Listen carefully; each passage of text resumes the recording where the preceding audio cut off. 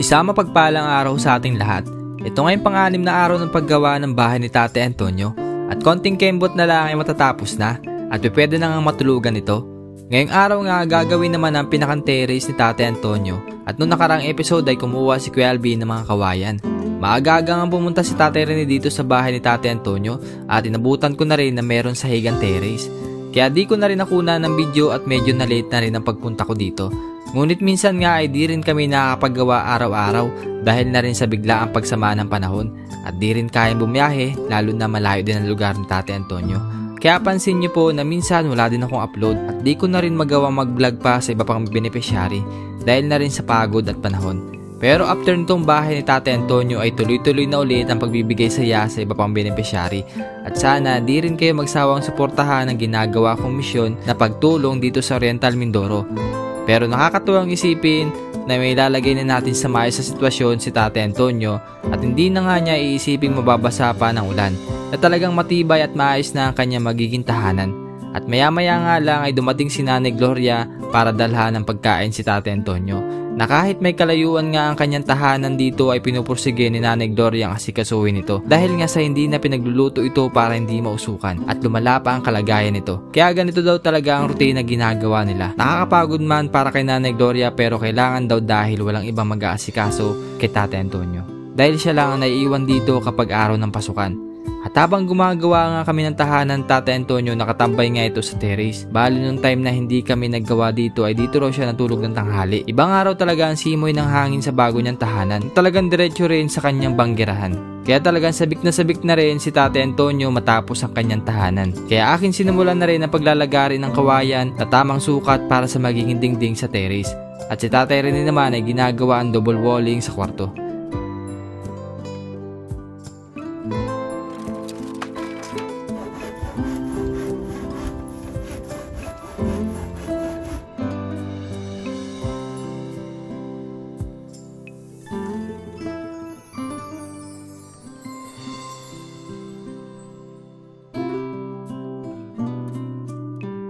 Maya-maya nga dumating na rin si Kuya Alvin. Amin ang pinagtulungan nito. Iba rin talaga kapag marami ang gumagawa. Napakabilis ang trabaho. Lalo na sa ganitong sukat ng tahanan na medyo may kalakihan. At bisi-bisihan na nga tayo sa paggawa nito. At ganitong design nga ang magiging bakod ng terrace na ito.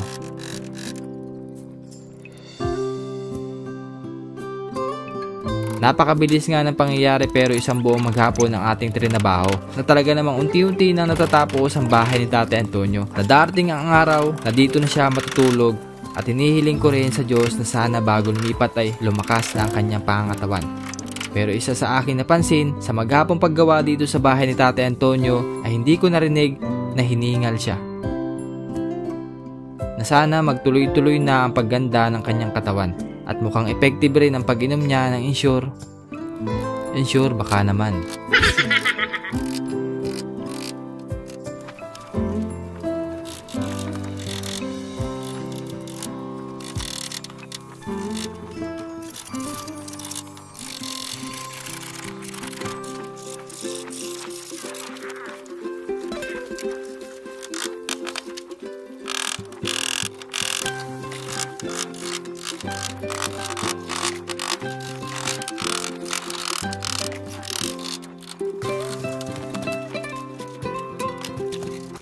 So yan mga babayan, ito po yung pang-anim na araw.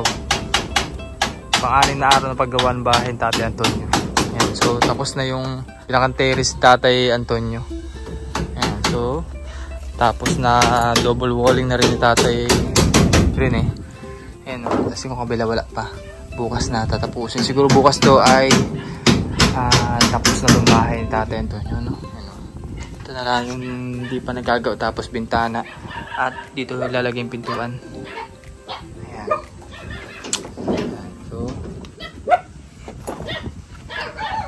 So ito yung ginawa. Kasi lalagyan na rin ng ano, kung may sobrang kawayan, lalagyan na rin to ng kawayan para magadating ng pinakang terrace. Well,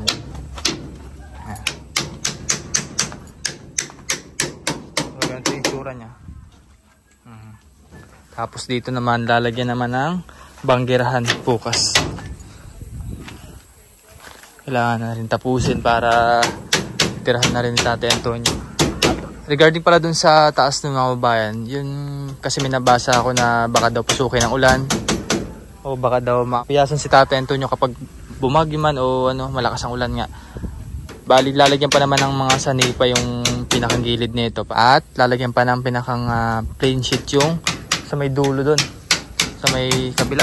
Eto, yan, lalagyan pa ng plain sheet yan para sigurado na hindi mapapasukan ng ulan si Tatay Antonio. Likod.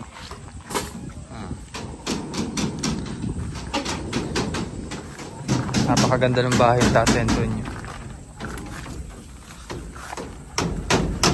Yan. Nasa tayo din sa loob ng kwarto. Yan. Yan, ito. So may plain sheet pa dito lalagay. Dini para hindi man ano, pasukin ng ulan. Tapos naka ano ba? Naka-fold, medyo naka-fold din eh.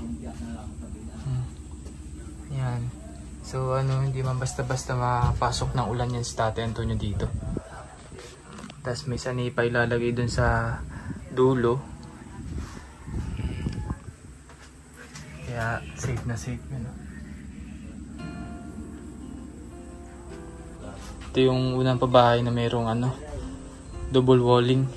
Dito na daw natulog si Tatay Antonio. Kailan ka dito natulog, Tatay? Kahapon? Ng gabi? Hindi. Ano? Tanghali. Mahangin niya ako hindi pumasok. Kaya nga eh. Di ayos na ayos po. Oh. Meron ka na rin tambayan. Maghapon si Tatay Antonio din na nakaupo. Ganda na kasi may, ano na, may terrace na siya. Ganito rin yung naging design din po. Kasi merong kawayan si Tatay Antonio doon tinanim daw. Oo, kaya ganito yung pinaka-design ng terrace niya. Which is talagang malaking tulong din sa atin kahit pa paano eh, nakatipid din sa ano, materialis na gagamitin. Yan o. Ito kagano. Po. Tapos ito ay pinaka-plan dito bukas ay 2 feet yung pinakaluwang ng banggerahan. Kaya sakto din talaga Tatay. Ayan. Bukas tapos na yan. Ayan, so ano Tatay? Gusto na pag inuman ng insure? Pa? Napansin ko hindi ka nag-uubo-ubo ngayon ah. Hindi na masyado. Ano? Hindi, napansin ko lang kasi kanina tahimik yung ano mo eh. Hindi ka masyado nahapo. Kaya nagulat ako ba. Napakaramdaman ko kasi si Tatay Antonio kanina. Parang maganda ang katawan ngayon Tatay. Hindi mo nahapo. Hindi katulad ng nakaraang araw baga na parang nasipol na sa paghinga. Kailangan pang nakarami hindi mabubuhay. Away Diyos ulo mo na eh. Tuloy mo lang din yung insura na. Malaking tulong din sa iyo yun. Pagpalakas ng katawan, pampataba din. Yan. Salamat po naman sa inyo. Gusto niyo sa akin. Talagang nasa inyong buhay talaga. Talagang ako'y kung wala kayo ay wala na lang ako dito sa aking bahay. Gawalin nyo na. Kaya ibigit-igit sa akin. Kasi ako'y bahala kayo. Ako'y bahala sila. Tingin dito ikaw bumabala rin ang liig. Ha? Tingin dito. Magayat tayo. Ako'y Ano kagandahan sa bahay mo Tatay? ay siguro. Ano? Oo. Kasi Ang hindi naimik. Ha? Hindi mo ko naimik. Oo, ano na lang, baka na-amaze lang sa nangyayari sa buhay mo. Kaya ganun, natin na yung bahay mo. Hindi naimik ka na. Tingin sila lang gayon eh. Pero pwede ako nakaukot din eh. Talagang ako rin. Ganun talaga kasi gawa ng hindi nila akalain, hindi na mapapabigyan ka ng ganitong bahay ay no? Sito ko nga. Oo. Hindi ka talaga. Kaya po inahin yung nakuha ninyo. Talagang ako ng pagsurtihan ninyo. Kaya huwag mawawalan ng pag-asa no? Kahit nahirap ang buhay ay manalangin laang. Buhay. No? Huwag may stress. Dito, hindi ako makakakuha. Sabi, may awa ang Diyos.